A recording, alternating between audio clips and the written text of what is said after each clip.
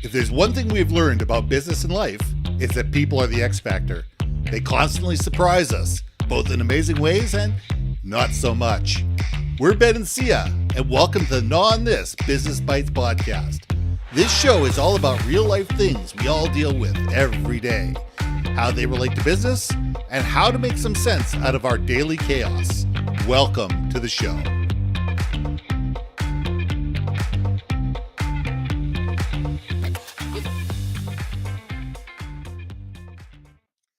And welcome back to another episode of Gnaw on This Business Bites. I'm Ben, and this is Syya. Now, this week, I want to talk about failing fast, learning faster, and revisiting mistakes. Now, we all are going to fail sometime, whether we like it or not, whether we're happy about it or not, whether it's uncomfortable or not. We all make mistakes. We all rush. We all, think that we know exactly what we're doing, and we go ahead and we keep rushing. We don't check in, and we don't stop and pause and just sit there and say, did I cross my T's and dot my I's? And all of a sudden we fall flat on our face. I've done it. See, I'm sure you've done it. I'm sure everybody listening has done it. The question is, when you fail fast, are you learning from it? Are you learning from your mistakes? Or do you just go, oh well, and just keep going? And 6 months, a year, 2 years, 5 years down the road, you find yourself in the exact same predicament because you didn't learn. You didn't sit there and say, okay, what are the SOPs? What are the standing operating procedures that I need to put in place to make sure I never do that silly, stupid thing again? Because guess what? We're going to come up with something else that we're going to do that's going to be silly and stupid. But the trick is to mitigate having to do the same mistakes over and over again. That's what's called life. So, Syya, let's gnaw on this. No, I don't want to gnaw on this one. Because to relive the pain, the horror, horror. Horror? Oh, the horror. Yeah, man. Mistakes are what makes life more colorful. Yes. Mistakes are a sign to you that you're putting yourself out there, that you're trying. Mm-hmm. And I'm trying to find the silver lining in all this because as a person where I seek perfection as much as I can, but I'm totally embracing the world of Wabi sabi, like perfectly imperfect. I also know I have a tendency to be a little anal about things when I demand it of myself. So to make mistakes, and I think it's partially my upbringing too, to be brutally honest. My father was like, don't make mistakes. And he kind of drilled it into us kids, you know what I mean? And of course, now I have to harbor and carry that through my life. Good job the counselors caught that quickly with me, but now you're making me depressed. I'm kidding. No, I'm kidding. No, the truth of the matter is this is, making the mistakes that we make, as long as you learn from it or take some kind of takeaway from it. You may not like the investigation of it, but at the end result, if you have some kind of outcome or at least call to action to pivot, to stay the course, Mm-hmm.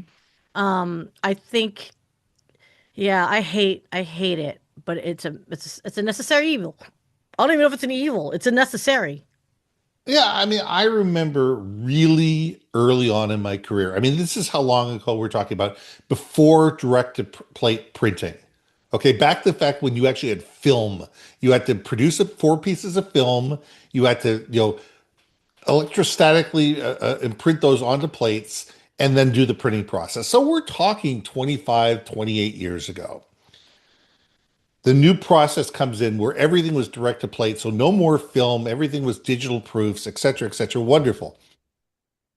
And a client came in and we looked at the proof and they said, no, there's a spelling mistake. There's an error here. I said, okay, no problem. Give us a couple hours. We'll fix it. We'll come back. We'll make another proof. You can sign off on it, and away we go.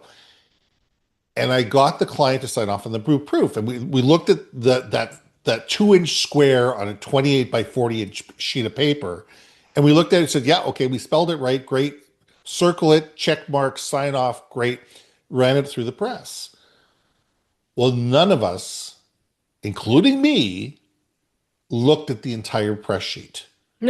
Oh And no. because we changed three letters or something like that, the entire document reflowed. Oh no. So the entire sheet was garbage. And therefore, the entire book was garbage. And Oh. I was young and naive and said to the client, well, guess what? You signed off on it. And they paid their bill and fixed the problem.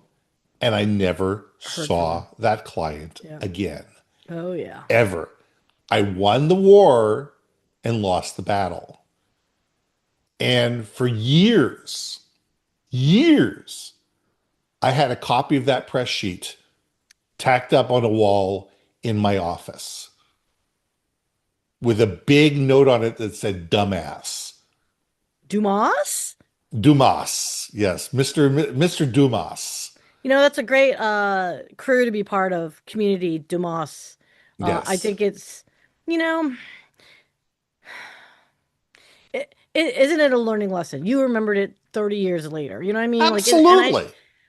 it is, I still revisit old stories from like, when I was a teenager of like, oh, I should have had that comeback. You know what I mean? Like, isn't that funny how it just sticks with you? Because you know why? You learned from it, Yes, we right? did. And if you never did it, you wouldn't experience it. Like, I have a lot of regrets on how I handle things at times. Um, but again, like, I won't ever do those mistakes again. You know what I mean? No, And if you were in the same situation, I'm sure you handled it completely differently I would or run away. similar situations. Run away. I'm kidding. No, no. Yeah. Yeah. No, no. Don't date that guy. Don't accept the date. I'm kidding. I'm kidding. I'm kidding. Sort of, not really. Don't date that person ever again. Yes. Don't even go on the first date with him. Okay.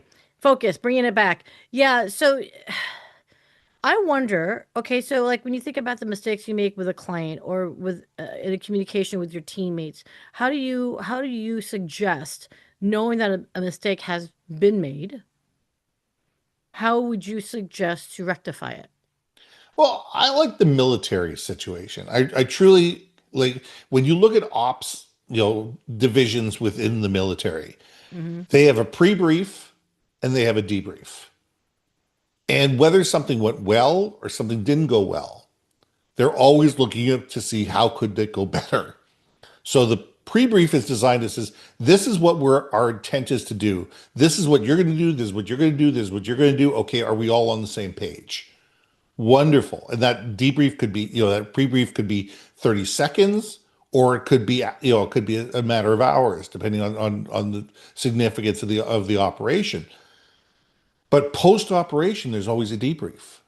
And I Hmm. don't think that, corporate Canada, corporate America, corporate period, spend enough time, whether they had a win or a loss, going over how did it go? What went well? What didn't go well? What did we learn from this? What can we change in our SOPs? What can we do? It's about as leaders being humble enough to sit there and say, no project is perfect. We might have won $10 million. We might have won $100 million contract. The question is, okay, what did we leave anything on the table? Did we say anything that we're going to regret? Did we learn anything from this client? Did we learn anything from this presentation? What can we take from this presentation and move it forward on the next 10 bids? Or whether it's an operational thing at the end of the day or the end of the week, saying, okay, what projects went well, what projects didn't go well, what can we learn from it? And Hmm. whether it's a 10 or 15-minute conversation or it's an hour, that's valuable time. But companies don't take the time and don't make the effort to do that. And I think that they should. It's that hurry up. Absolutely. Like it's that hurry up mentality. It's a what's it? High reactionary culture then at that point, right? Because you're always chasing the fire and not slowing down enough. Yeah. And it's I hate to say it, publicly traded companies are the worst, right? Because they're always on that 90-day hustle. And Exactly. it's not the healthiest way to go about things. It is what it is though, too, right? I mean, it is what it is. It's that's something where again, it's out of your control. Um, but knowing that what you can control, how do you work under those parameters, right? And mistakes will be made when you're in that rush. Hmm. 100%. And they always are. I can't tell you how many times, and maybe it's just more my brain than anything, is like I will be editing a video, for example, and then I miss one step. Hmm. Or once, oh my gosh, dude. I was highlighting multiple tracks and I meant to slide them over, but what I ended up doing was I didn't pay attention to what I was doing and I had highlighted it, but where my arrow was clicked on was on the latter half. So when I pushed it, meaning I was sliding everything, Right. it actually shortened all the different clips. And then didn't I've realize done that. that. And I'm like, why is there such a gap? Like, where are these gaps coming from? And then I was like, no fudging way. And it was Hmm. because I didn't, so I had to manually figure out where to stop and start because I didn't know how long I didn't catch it. So I don't know how long that's been sitting there in all my other editing that I was doing. And you can't just hit back, back, back because now every other thing that I had worked on was going to be, you know, gone. Yeah. You're, I'm having trauma. You're traumatizing me again. You know what? We'll have a session after this session. How about you and I will just I, have a session after this session? We'll sit there and go, it's okay. But you know what? Here's the thing. When you do something like that, when you absolutely, as the expression goes, foobar something, yeah. it's amazing how much we sit there and bang our head against the wall enough that we don't tend to let that ever happen again. And we realize that, hey, wait a second, I'm too tired to do this editing right now. I shouldn't be doing this much of technical work when I'm absolutely exhausted, or I hadn't have, or whatever. I'm distracted, or something else is going on in my life, or whatever. And sometimes you have to sit there and say, okay, I don't have a choice. I have to do this work. I need to pay more attention. Or you set up and say, you know what? I need 15 minutes to go and have a cup of coffee, walk around the block, get my head back into this and get Yeah. and get going again. And we need to understand our own fallibilities. We all have fallibilities. We all do. We all have lapse in judgments, lapse in concentration, say the wrong things at the wrong time. Um, it's what makes us human beings. The trick is not the mistakes we make. The question is how quickly and how well we recover. Ugh, yes. And when we can sit there and say, all right, I know I'm going to make mistakes. How do I make the mistakes smaller? And how do I make them more recoverable?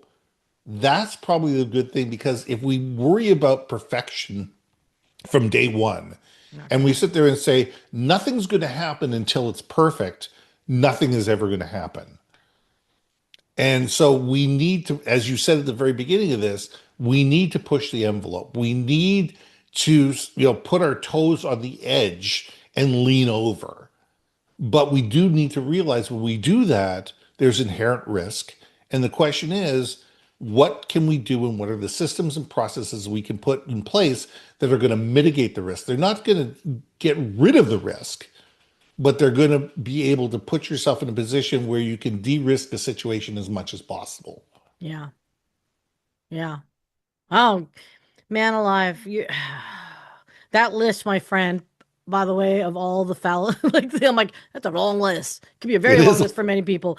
And it's a sobering thing. But again, it goes back to at least the silver lining of this conversation to me is yeah, we've got our scars and our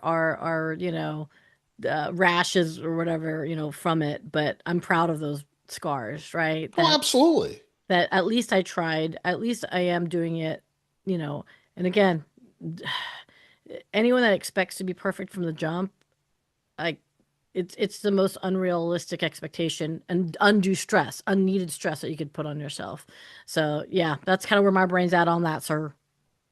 Well, let's leave it there. I mean, my attitude is don't beat yourself up, put yourself in a position to do better next time. Yes. And realize, be willing to say, I made a mistake. What can we do to fix it? Yeah. How do we fix this? Own your mistakes, own your fallibilities, realize that they're there to learn from, and don't do the same mistake again. Mm-hmm. That's what life is about. Mm-hmm.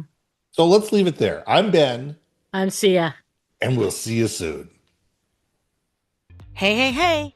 Thanks for listening to another episode of Not On This Business Bites.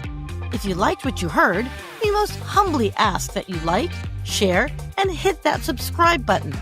If you want to communicate more effectively within your organization, contact Ben at IamBenBaker.com or me at BrilliantBeeMedia.com. We can help you build your community, brand awareness, and personality through digital content and podcasting. We cannot wait to hear from you. See you next week for another episode of Not On This Business Bites.